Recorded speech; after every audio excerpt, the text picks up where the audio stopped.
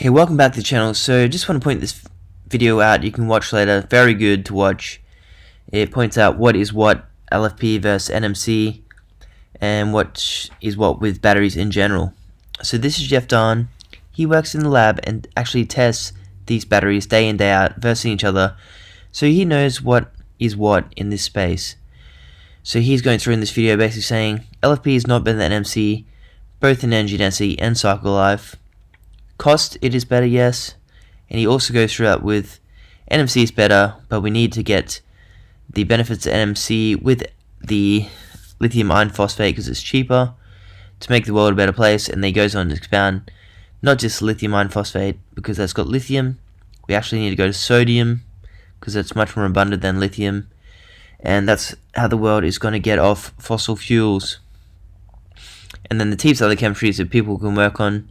He's just one man, so he can't do it all himself. So eventually, in 20 years, some group of people is going to crack something good, and we're going to have some 20 kilo battery pack that shoots us really fast.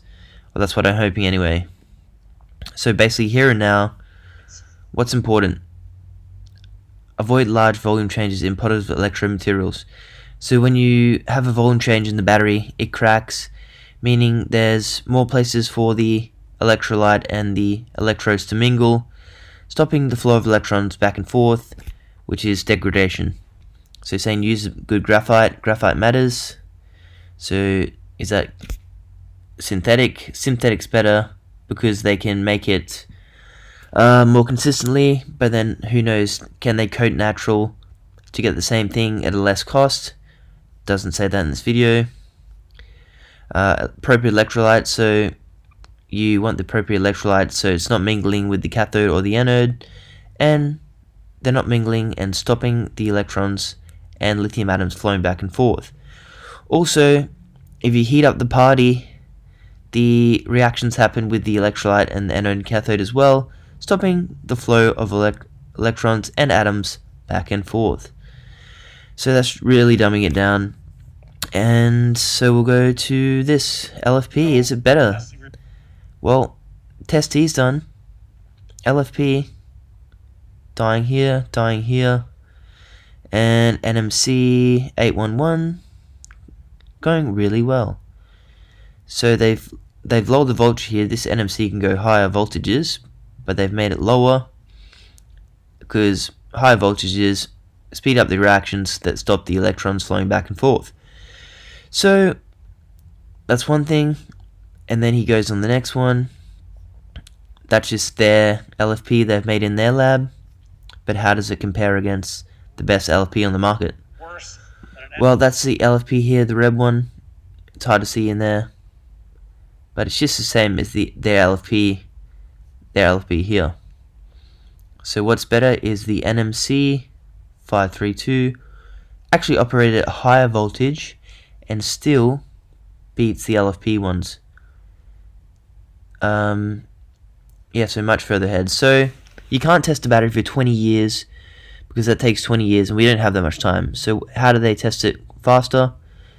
They test at a higher temperature because that makes the reactions happen faster. And obviously they test at a high temperature, say, well, this is not working at this temperature. And also they have a really good system which gives them decimal points.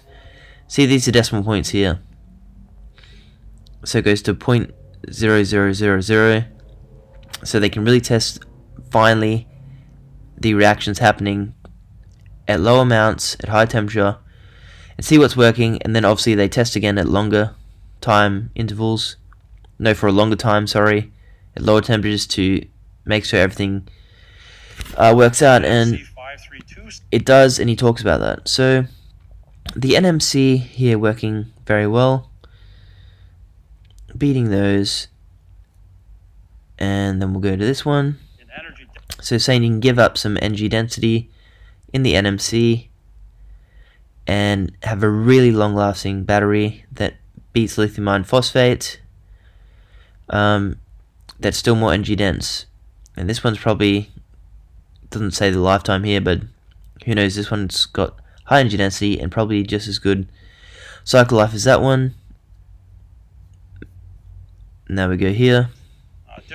So here they tested at high temperatures, so it makes the reactions happen faster.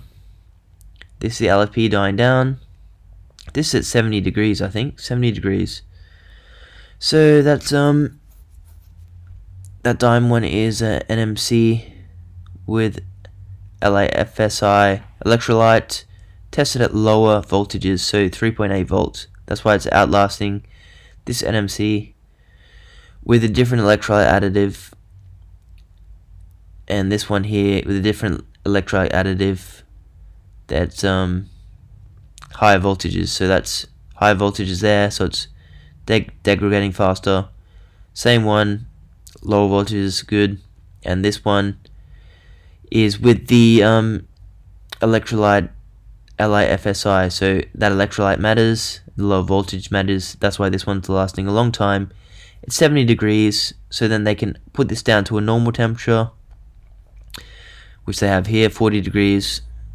So all the batteries go quite well, but also over time it looks like this one will outlast the others. So 55 degrees, so you're not going to be driving around 55 either. So that's why you turn up the heat, it tells you who's who, and then they also back up the tests at more reasonable heats. So even this one here seemed pretty good at 40 degrees. Okay, so going on. 3-hour discharge. Temperature matters. 40 degrees, 55, 70. So that's why you don't want to overheat your battery. Century battery. So here we go. Temperature matters. So this is the best battery here, the NMC with the LiFePo4, 3.8 volts. Saying it can go up near 1,000 years if it's around 15 degrees. So it's a century battery here, 30 degrees, which is pretty normal in this earth. 30 degrees will last you, if only charged to 3.8 volts, so still good energy density.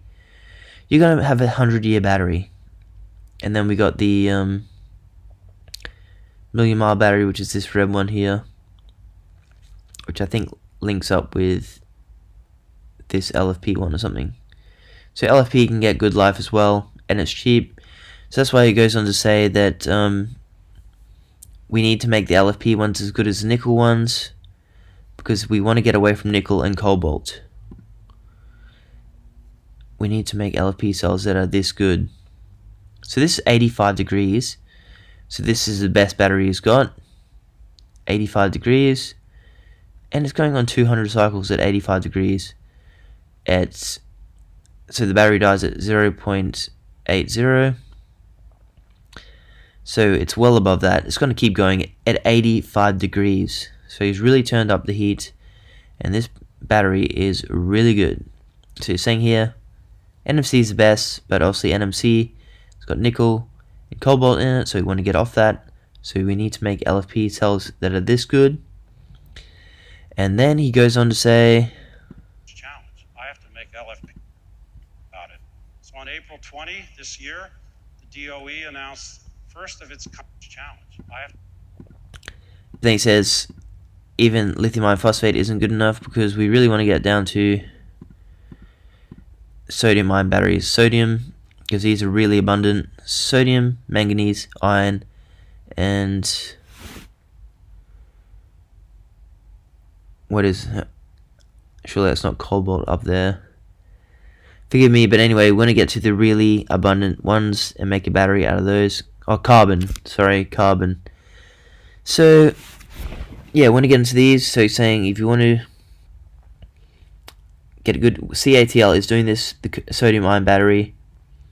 So it's going to be coming along, but also the limiting factor made a video saying, yeah, we need sodium ion, but we need lithium ion as well. And we're going to have them all. We're going to have the nickel ones. We're going to lithium ion phosphate.